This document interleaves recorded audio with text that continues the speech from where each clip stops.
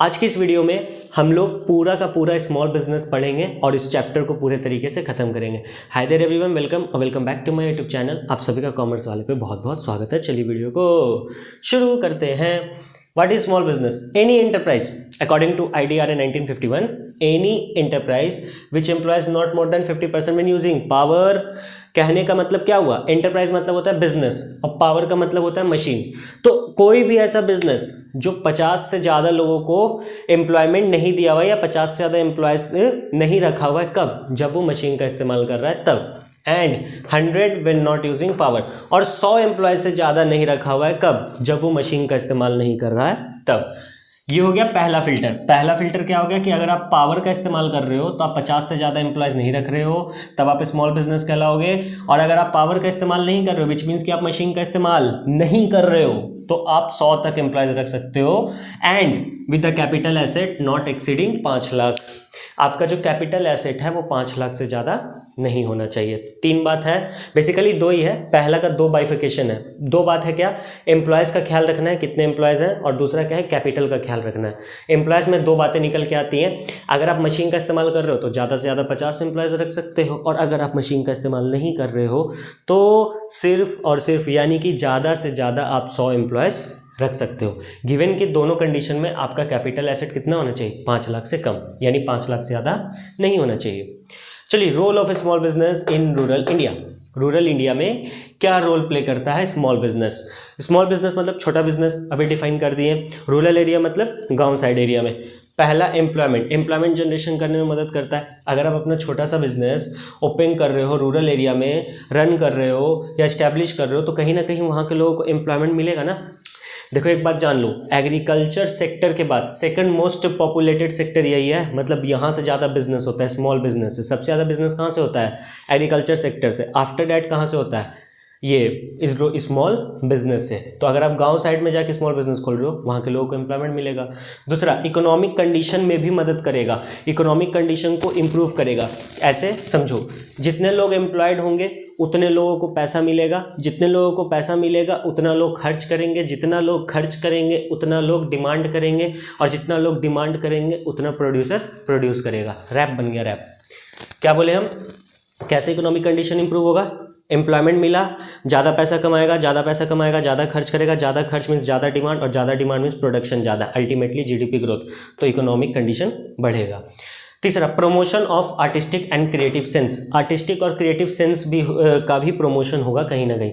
आप लोग में से बहुत से लोग शार्क टैंक इंडिया देखते होंगे। वहाँ पे एक पर्सन आया था जो फर्टिलाइजर्स छिड़कते हैं ना, जैसे हम लोग फर्टिलाइजर स्प्रेड करते हैं अपने उस पे क्रॉप्स पे, फार्मर्स लोग।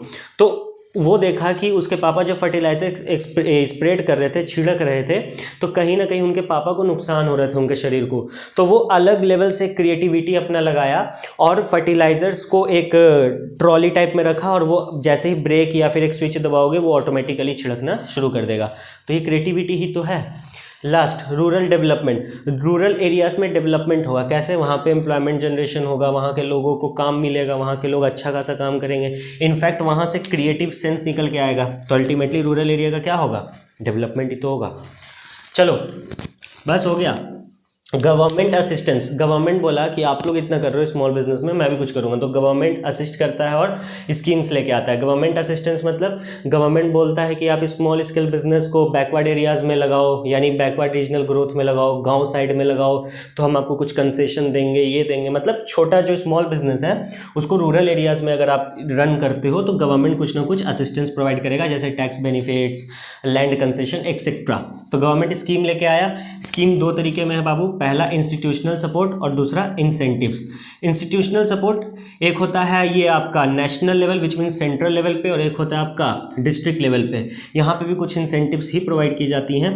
और सेकंड तो गवर्नमेंट अपना ही इंसेंटिव सीधा दे रहा है, जैसे employment opportunity, develop local skills, finance at concessional rate. अगर आप अपना स्मॉल बिजनेस रूरल एरियाज़ में लगाओगे तो गवर्नमेंट कहीं ना कहीं कंसेशनल रेट पे फाइनेंस प्रोवाइड कराएगा। कंसेशनल रेट मतलब इन जनरल अगर आपको 8% या ये इंटरेस्ट पे मिल रहा है कोई भी लोन, तो वहाँ पर आपको 5 या 6% पे मिल जाएगा, यानी कंसेशन मिलेगा, छूट मिलेगा थोड़ा बहुत। और गवर्नमेंट सब्सिडी भी देता है। कैसा? Transport subsidy, capital subsidy etcetera.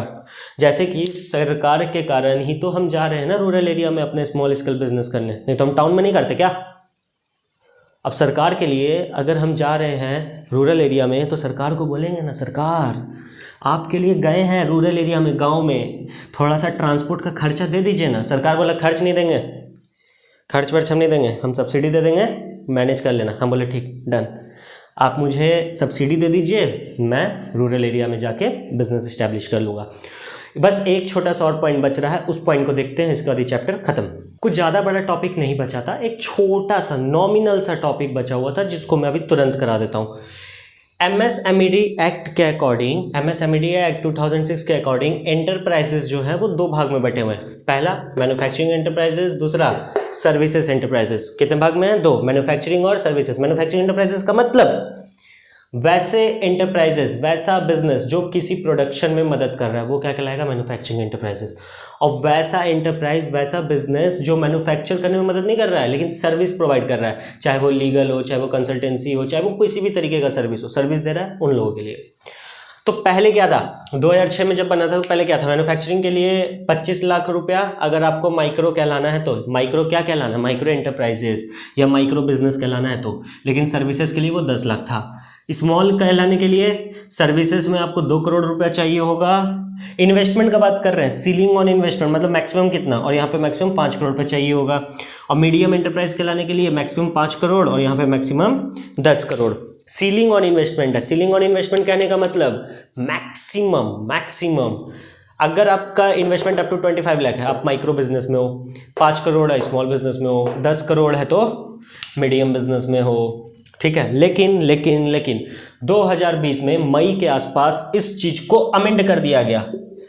इस चीज को क्या कर दिया गया? अमेंड। जो बोलता है कि खत्म कर दिया गया वो गलत बता रहा है। क्या कर दिया गया है? अमेंड कर दिया गया। अमेंड मतलब सुधारा गया है, दोबारा से लिखा गया है। तो सर नया अपडेटेड क्या है?